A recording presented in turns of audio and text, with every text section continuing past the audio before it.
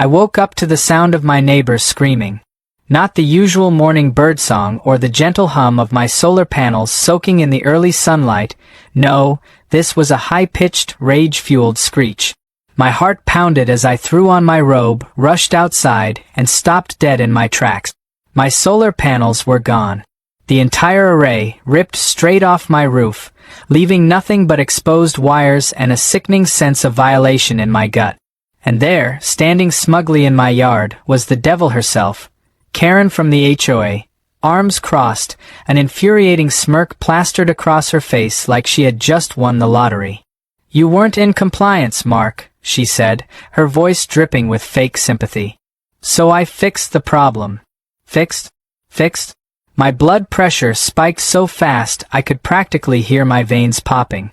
I stared in disbelief at the empty space where my hard-earned, state-of-the-art solar panels had been just yesterday. Panels I had installed perfectly within the HOA guidelines. Panels that had cost me thousands of dollars. And now they were gone, just like that, thanks to a woman who had the moral compass of a raccoon in a garbage bin. I clenched my fists, inhaling through my nose like a bull about to charge. I had to stop myself from saying something that would get me arrested. "You stole my property." Karen sighed dramatically, as if this entire thing was exhausting for her. "Confiscated," she corrected. "You were warned multiple times about the violation. Your solar panels were an eyesore. And frankly, the board agreed that they just didn't fit the aesthetic of our community." I took a step closer, but she didn't flinch. "Where are they?" "Oh, they've been repurposed," she said, waving her hand vaguely toward the HOA clubhouse. "Much better use of them, don't you think?" My eye twitched. Repurposed? My solar panels, the ones I had paid for, installed, and legally owned, had been ripped off my property and were now supposedly benefiting the HOA? My fists itched to strangle something, preferably an HOA rulebook. Or Karen. I forced myself to take a deep breath. "This is theft," I said, my voice low and controlled. "I have security footage. You had no legal right to do this." Karen's smirk faltered, but only for a second. "Oh, Mark," she cooed, tilting her head like I was a naive child. "I am the HOA, and the HOA makes the rules." My fingers curled around the phone in my pocket. I had half a mind to call the cops right then and there, but something told me Karen had already covered her bases with some ridiculous fine print buried in an HOA amendment no one had read. That was her game. Always had been. Finding loopholes, making people miserable, flexing her tiny amount of power like she was some kind of suburban dictator. I looked around. A few neighbors had gathered, whispering among themselves. I could see the flicker of concern in their eyes, but also something else, fear. No one dared to challenge Karen directly. She had made an example out of too many people. If I let this slide, I'd be next. Karen turned on her heel, flipping her over-bleached bob dramatically as she strutted toward her golf cart, the same one I had seen in my security footage hauling away my property. "Oh, and Mark," she called over her shoulder, "make sure you take down that ridiculous electric fence, too. It's against code." I watched as she drove off, my pulse roaring in my ears. That was it. That was the moment I knew. Karen had just started a war, and she had no idea that I was about to finish it. The next few hours were spent in a blind, seething rage. I paced my living room, replaying the footage of Karen and her HOA cronies dismantling my panels like a gang of smug raccoons. Every time I watched her smug face on the screen, my blood boiled hotter. I could go the legal route. I could file a complaint. But I knew how that would end. Karen had the HOA wrapped around her perfectly manicured little finger. The board would side with her, and I'd be left paying some ludicrous fine while she basked in her victory. No. If I was going to take Karen down, I had to be smart. I had to be ruthless, and I had to be a little bit evil. That's when the idea hit me. It started as a spark, then grew into something more, a fully formed, diabolically brilliant plan that made me grin for the first time all day. Karen wanted to play dirty? Fine. Let's see how she handled a little shock therapy. I grabbed my tools and got to work. First, I installed a brand new set of solar panels. Not on my roof this time, but on my electric fence. The very fence Karen had been trying to get me to remove for months. If she thought she could steal from me without consequences, she was about to get the jolt of a lifetime. I meticulously wired the new panels into the fence, ensuring that anyone who touched it, especially someone with grabby hands and an oversized sense of entitlement, would get a harmless but humiliating shock. Just enough to send a clear message. By the time the sun set, my masterpiece was complete. The fence stood tall, gleaming in the golden light, a silent guardian protecting my property from any future theft. And the best part? I knew Karen wouldn't be able to resist trying to take the panels again. I sat back on my porch, sipping a well-earned beer, and waited. Because I knew it was only a matter of time before Karen came back. And this time, she was going to learn what happens when you mess with the wrong homeowner. The night before the trap was set, I barely slept. Not because I was nervous. Oh no, I was excited. The kind of excitement that bubbles in your chest when you know you're about to witness karma in action. I had spent the entire day meticulously wiring the new solar panels into my electric fence, making sure every connection was perfect. The setup was simple but genius. The moment someone touched that fence, they would get a harmless but unforgettable zap. Enough to make them think twice before laying their grubby hands on my property ever again. And knowing Karen, it was only a matter of time before she took the bait. I spent the next morning pretending to mind my own business, mowed the lawn, watered the plants, even gave a friendly wave to some neighbors who were watching me with barely concealed curiosity. The HOA rumor mill had clearly been working overtime. Everyone knew about the solar panel theft, but no one dared to take my side publicly. Fear of Karen's wrath kept them in check. And then, just as expected, the inevitable happened. Karen pulled up in her golf cart around noon, wearing her signature oversized sunglasses and that self-important strut that made my teeth itch. Behind her, two of her loyal HOA minions, Todd and Linda, followed closely, looking like they'd rather be anywhere else. Karen's voice carried across the yard, loud enough for everyone to hear. "Mark, I warned you," she announced dramatically, stepping out of the cart. "And yet here we are again. More solar panels. More violations. You never learn, do you?" I turned off my hose and wiped my hands on my jeans, giving her my best confused look. "Violations? I don't recall breaking any rules." She let out an exaggerated sigh, like she was dealing with a particularly slow child.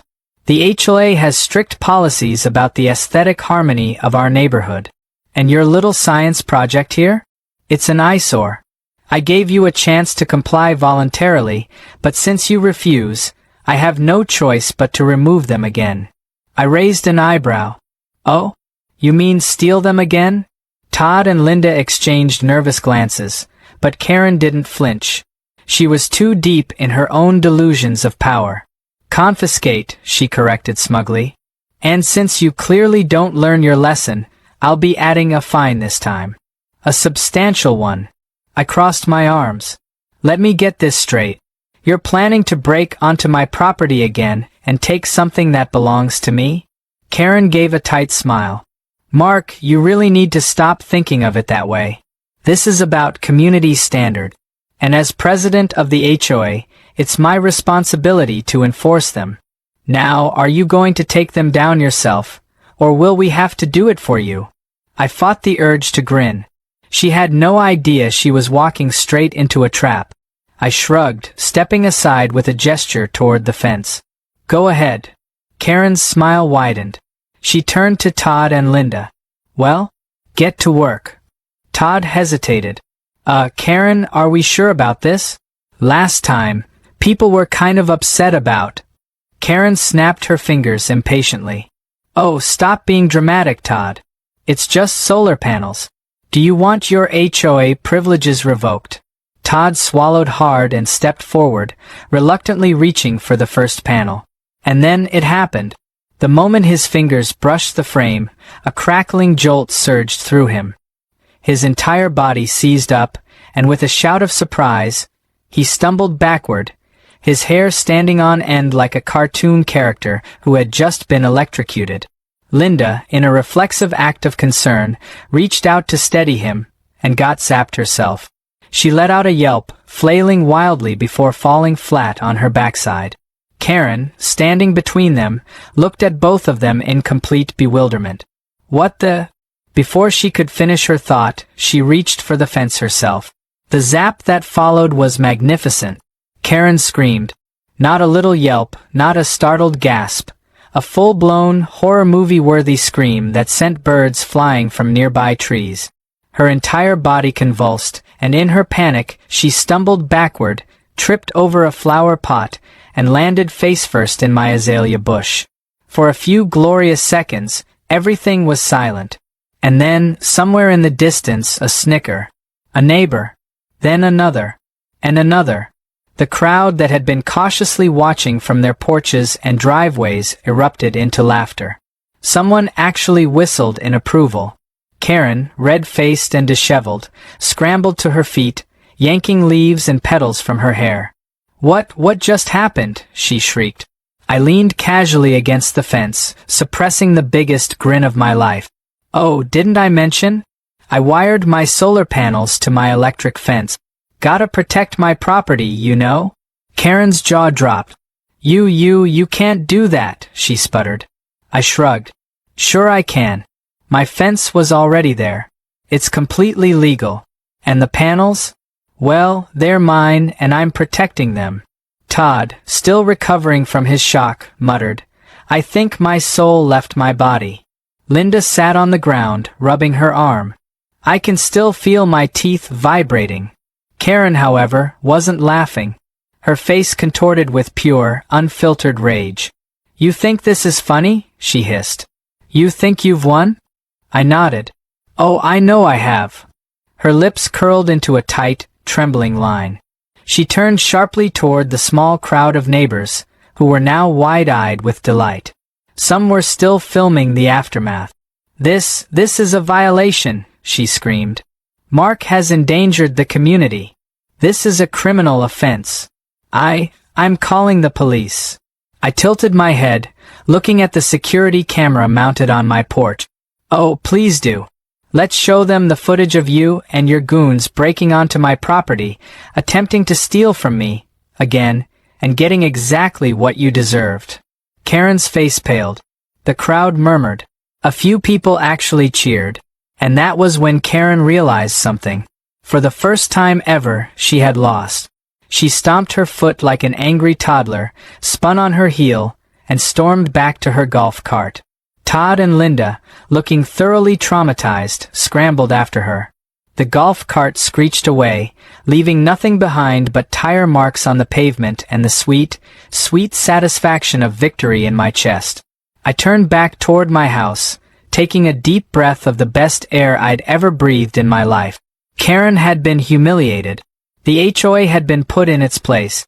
And this was just the beginning. The fallout from Karen's electrifying humiliation was immediate. The entire neighborhood was buzzing, quite literally, about what had happened. Word spread faster than wildfire, and by the time the HOA board had their emergency meeting that evening, half the community had already seen the footage of Karen flailing in my azalea bush like a raccoon caught in a trash can. The video was everywhere. Social media, neighborhood group chats, even a few TikToks that had already gained thousands of views. But Karen wasn't the type to accept defeat gracefully. If anything, the embarrassment only fueled her vendetta. The very next morning, I woke up to find a formal HOA violation notice duct-taped to my front door, flapping dramatically in the wind like some kind of declaration of war. Illegal electric fencing, dangerous and non-compliant. Immediate removal required. I laughed so hard I nearly choked on my coffee. Illegal electric fencing? The same one that had been standing for years without a problem? The same one Karen had never cared about until it got in the way of her thievery? Oh, this was rich. I wasn't just going to ignore it, I was going to weaponize it.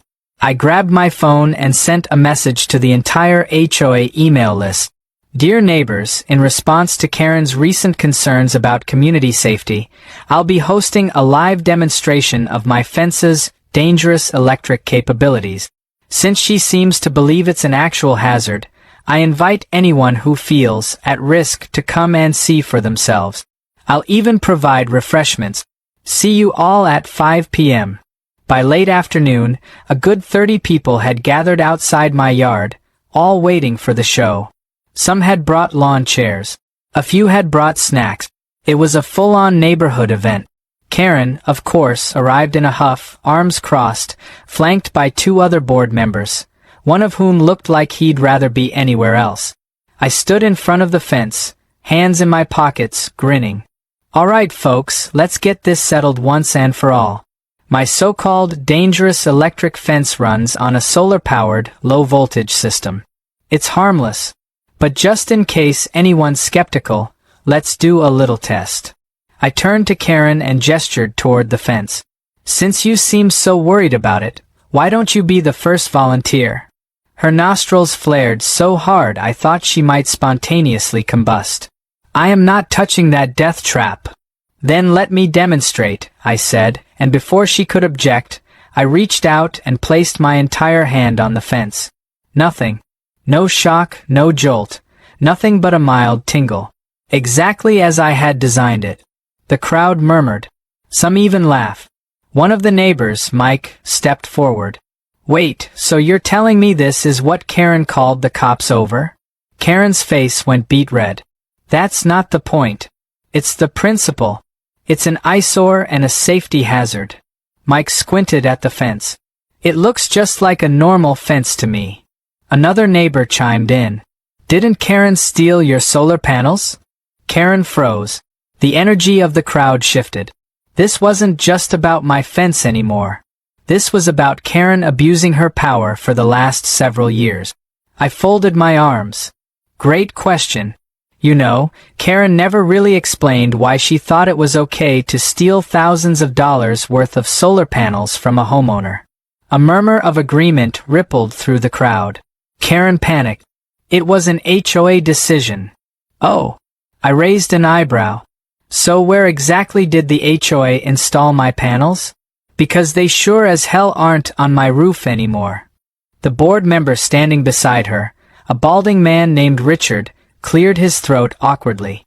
Well, that's actually something we, need to discuss, Karen. Karen whipped her head toward him so fast I thought her neck might snap. What? Richard hesitated, then sighed, running a hand over his face.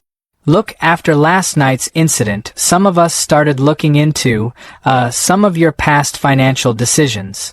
The crowd went silent. Karen's eyes darted around, her breathing shallow. What do you mean?